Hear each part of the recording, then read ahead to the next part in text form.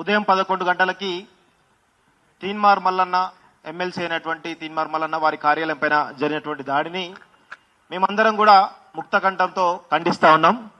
దీనిలో చాలా రకాల అంశాలు మాట్లాడాలి. నాకు కొంచెం సమయం ఇవ్వండి, ఎందుకంటే మీకంటే ఎక్కువగా నేనే మాట్లాడాలి ఈ అంశం మీద. ఎందుకంటే గతంలో తెలంగాణ జాగృతిలో దాదాపు 10 సంవత్సరాలు నేను పనిచేసి 2009 నుంచి 2017 వరకు నేను పనిచేసిన. సో ఇందులో ఎక్కువగా నేనే బలైన ఆమె విషయంలో బలైన వ్యక్తిలో నేను ఒకని కాబట్టి దీని మీద చాలా చాలా విపులంగా మాట్లాడతా. చాలా ఈ పరిణామాలన్నింటినీ కూడా విపులంగా నేను విశ్లేషించి చెప్పగలుగుతా. ఇది తీన్మార్ మల్లన్న అనేటువంటి ఒక బీసీ వ్యక్తి పైన దాడి ఇది మొదటిసారి కాదు. గతంలో బీఆర్ఎస్ పార్టీ అధికారంలో ఉన్నప్పుడు సీఎం కేసీఆర్ గారు సీఎంగా ఉన్నప్పుడు వాళ్ళ కూతురు కవిత ఇదే వ్యక్తి బీసీ సామాజిక సంబంధించినటువంటి ఎంపీ అయినటువంటి ధర్మపురి అరవింద్ ఇంటి పైన జాగృతికి సంబంధించినటువంటి కొంతమంది వ్యక్తులు గుండాల రూపంలో వెళ్లి దాడి చేసినటువంటి సంఘటన మనం చూసినాం వాళ్ళ అధికారంలో ఉన్నప్పుడు. అదేవిధంగా ఇప్పుడు నిన్న తీన్మార్ మల్లన్న పైన కూడా అధికారం లేనప్పుడు కూడా ఇదే విధమైనటువంటి దాడి జరిగింది అనే విషయంలో మనం గుర్తుపెట్టుకోవాలి. అంటే వీళ్ళ మనస్తత్వం ఏంది?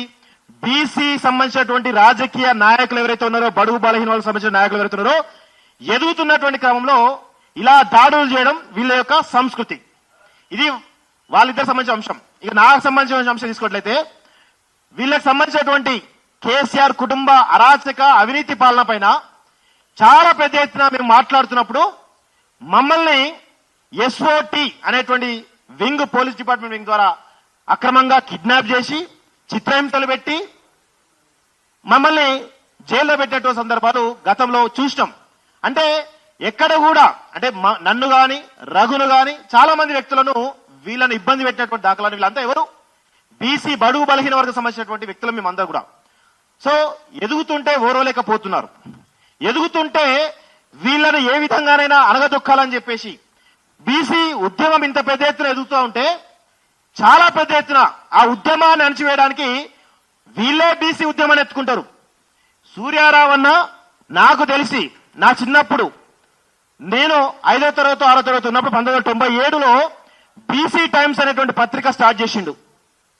అంటే 97 నుంచి 2025 దాదాపు 30 సంవత్సరాలుగా సూర్యారావు అన్న ఈ బీసీల గురించి మాట్లాడుతున్నాడు, కొట్లాడుతున్నాడు.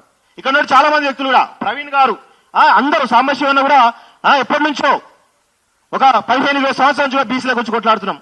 అంటే బీసీల అంశం తెరపైకి రాగానే ఇప్పుడు 100 సంవత్సరాల నుంచి కూడా దానికి కౌంటర్ ఉద్యమాలు స్టార్ట్ అవుతూ ఉంటాయి. దాని బీసీ ఉద్యమాలు అణచివేయడానికి చాలా పెద్ద ఎత్తున ఒక సెంటిమెంట్ ఉద్యమాలు తీసుకొచ్చేసి బీసీ ఉద్యమాన్ని మొత్తం కూడా అణచివేసిన సందర్భాలు ఉన్నాయి. సో ఇప్పుడు కూడా కవిత పైన తీన్మార్ మల్లన్న చేసినటువంటి వ్యాఖ్యలు ఏవైతే ఉన్నాయో, సరే దాని మీద పలు రకాల వాదనలు వినిపిస్తా ఉన్నాయి. కొంతమంది దాన్ని సపోర్ట్ చేస్తూ, కొంతమంది దాన్ని విభేదిస్తూ చాలా మంది మాట్లాడుతూ ఉన్నారు. సో దాని లోపలికి నేను పోను కానీ తీన్మార్ మల్లన్న వ్యాఖ్యలు తప్పు అని అనుకుంటే ఇక్కడ భారత రాజ్యాంగం ఉంది, భారత న్యాయ వ్యవస్థ ఉంది. అదేవిధంగా శాసనసభకు సంబంధించినటువంటి ఎథిక్స్ కమిటీ కూడా ఉంటుంది. అన్ని రకాల, అంటే మీరు భారత రాజ్యాంగాన్ని కనుక గౌరవిస్తే మీరు లీగల్ గా ప్రొసీడ్ కావాలి, అనేక రకాల చర్యలు ఆయన మీద తీసుకోవాలి. కానీ తీన్మార్ మల్లన్న కార్యాలయం పైన 30 మంది మారణాయుధాలు పట్టుకొని పోయి ఇష్టం వచ్చినట్టు అక్కడ రక్తపాతం, నిన్న పోయి చాలాసేపు ఉన్న అక్కడ ఎంత పెద్ద ఎత్తున రక్తం అంతా కూడా అన్ని రూములలో రక్తం అంతా కూడా ఏరులై పారుతా ఉంది. అంటే ఎంత పెద్ద ఎత్తున విధ్వంసం సృష్టించిన వీళ్ళంతా కూడా. పైగా ఇంత పెద్ద విధ్వంసం జరిగిన తర్వాత కేసులు ఎవరి మీద కావాలి? కవిత అనుచరులు ఎవరైతున్నారో కవిత అనుచరుల మీద కావాలి కదా కేసులు. మరి ఎందుకు తీన్మార్ మల్లన్న అనుచరుల మీద ఎందుకు కేసులు అవుతున్నాయి? ప్రభుత్వం ఈ విషయంలో ఎవరికి సపోర్ట్ చేస్తుంది?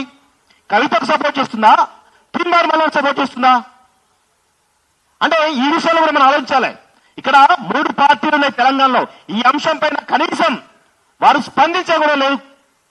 కాంగ్రెస్ పార్టీ సంబంధించినటువంటి సీఎం రేవంత్ రెడ్డి దీనిపై స్పందన ఉండదు.